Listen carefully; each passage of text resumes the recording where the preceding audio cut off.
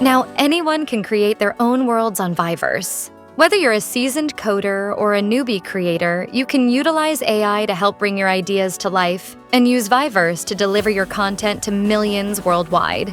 In this video, we'll walk you through the basics of creating and publishing your own web-based content on VIVERSE through AI-assisted coding. Just remember these 3 steps: plan, create, and publish. Like any project, you need to start with a plan. Know what kind of content you want to create. Visualize how you want it to look and how you want users to interact with it. These details will help you write better prompts when you start working with AI. For our example, we will be creating a simple 3D tic-tac-toe game. If you have no idea where to begin, you can ask any of the LLMs or large language models like ChatGPT, Claude, or Gemini to assist you. Let's try ChatGPT. I want to create a 3D A-frame tic-tac-toe game that I can play through a web browser. I will be using Cursor to help me code. Can you help me write the initial prompt, including the requirements? ChatGPT will generate a detailed prompt for us. You'll notice that we mentioned A-frame in our instructions. We're using A-frame since it's beginner-friendly and won't require us to install any additional plugins while we're coding with AI. Now that ChatGPT is done, we can review and refine the prompt. Modify this so that the game is against AI. The difficulty should be medium, meaning the AI should win 50% of the time.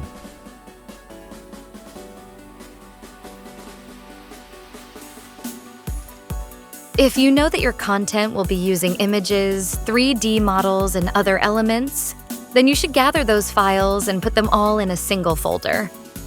Make sure that their total file size does not exceed 1 GB. Our tic-tac-toe game will not be using any image or 3D models, so we only need to create a local folder that will store our project files. Let's name it tic-tac-toe. Once we have our prompt and folder ready, we can move to actual creation through AI-assisted coding. For this, you will need an IDE or integrated development environment like Visual Studio Code, Windsurf, or Cursor.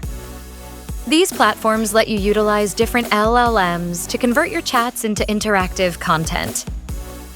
For this example, we're creating the tic-tac-toe game through prompts with Cursor, a good option for beginners. We'll start by clicking Open Folder and then selecting the one we created earlier.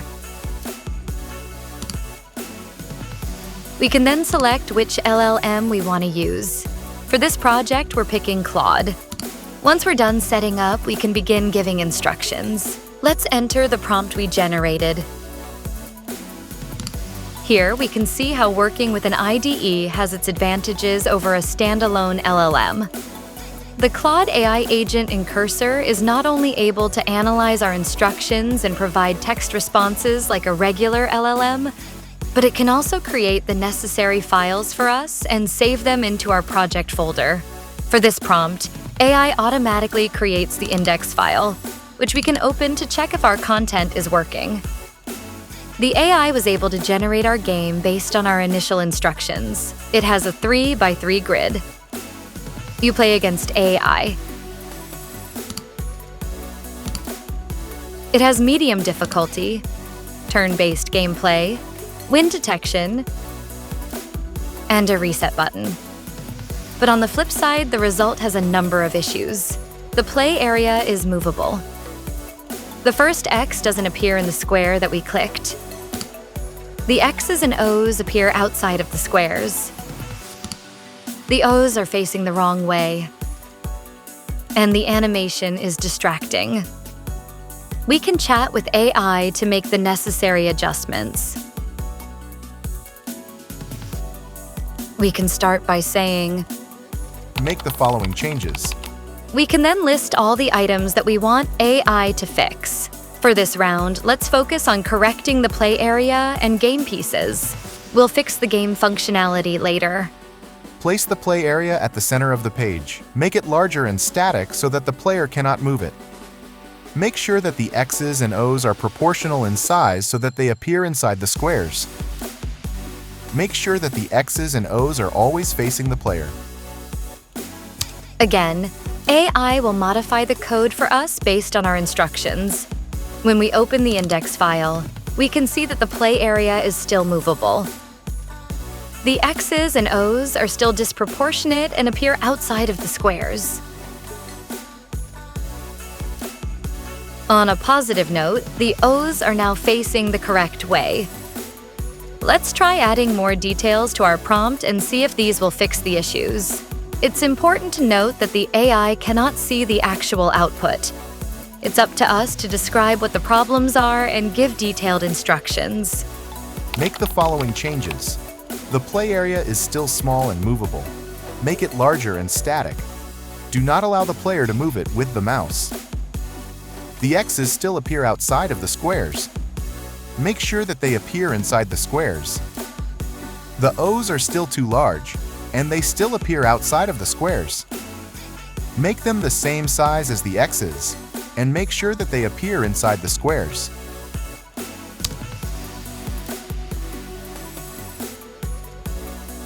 Checking the results for this round, we can already see some improvements. First, the play area is now fixed. We can no longer move it around even if we keep clicking and dragging our mouse. Second, the X's and O's now appear within the area of their respective squares. The biggest issue now is the size of the O's. They are too large. At this point, it's a good idea to take a screenshot of our current project.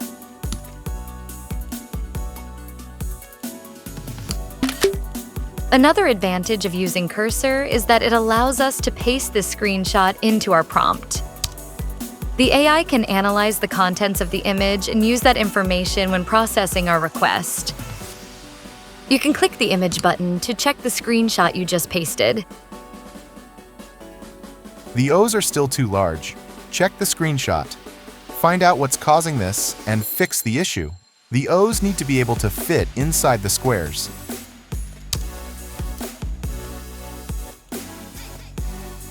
Checking the latest index file, we can see that the O's now fit inside their respective squares. Now that the more obvious visual issues are fixed, we can now move on to fixing the actual gameplay. You will notice that no matter which square we click on our first turn, the first X always appears on the upper left square. This is a bug that we can ask AI to fix for us. On my first turn, the X always appears on the upper left square even if I click on a different square. Can you check the code and see why this is happening? The X's should only appear on the squares that I click.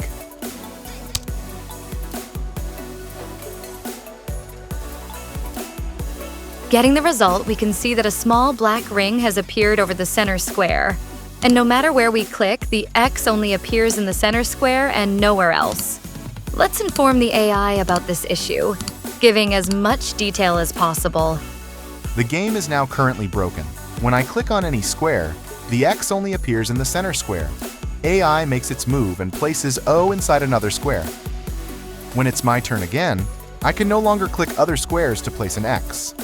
Check the code and please fix what's causing this issue.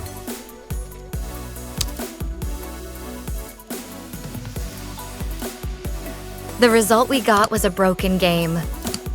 No matter where we click, nothing happens. At this point, we have a few options. We can ask AI to try to revert to a previous version of the game and continue from there. We can also review the chat transcript and see the possible causes. And if you have some coding experience, you can review the code as well. Or we can ask AI to review and fix the code. To do this, let's go to the chat box and select Ask. This allows us to ask AI to review the code thoroughly without having it alter the project files. Doing this lets us brainstorm a more logical solution with AI before applying any changes. When we figured out what changes we want to apply, we can go back to agent mode so that AI can edit our code.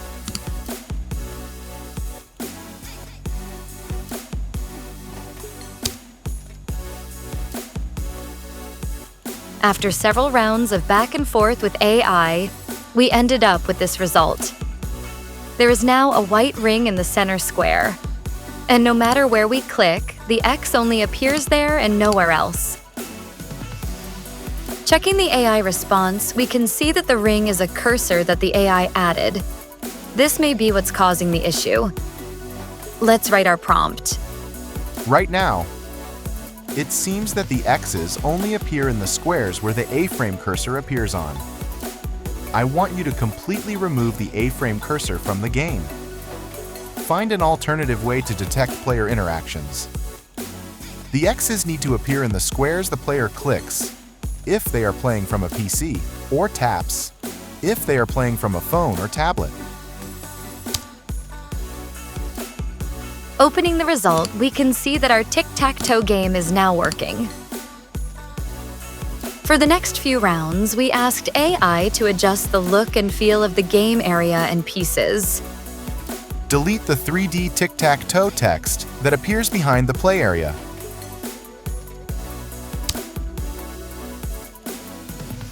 And just like that, the text is gone.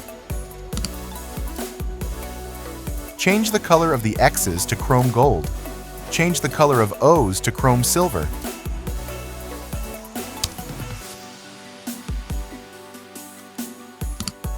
AI made the pieces chrome, although they're too dark.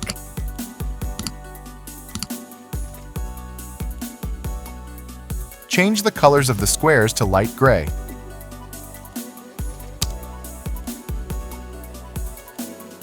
We can now see that the default squares are a light gray. Again, you can continue asking AI to adjust the game according to your requirements. Depending on how complex your project is, you can achieve your expected results with just a few prompts or a few dozen. For our tic-tac-toe game, we had to pause adjusting the visuals after our 27th prompt to move on to adding more important game elements, such as the scoreboard. Add a scoreboard window in the upper right corner of the screen. Near the top of the window should be the label, Scoreboard, in yellow-orange font. Below are 3 rows. The font color of the text in them should be white. The first row shows how many rounds the player has won. The label should be U. The second row shows how many rounds the AI has won. The label should be AI. The final row shows how many rounds the player has tied with AI. The label should be ties. Add an emoji before each of the 3 labels. These emojis should represent the player winning, the AI winning, and a draw. Because we were very detailed with the instructions, the result looked exactly as we described it. Scoreboard added.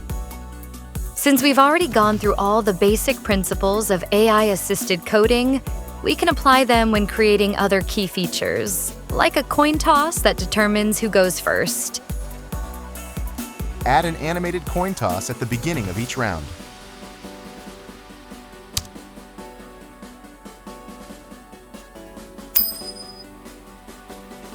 Coin toss added.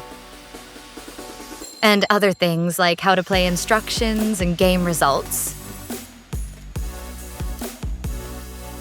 Now that we're done, we can prepare all our content for publishing by packaging everything into a zip file.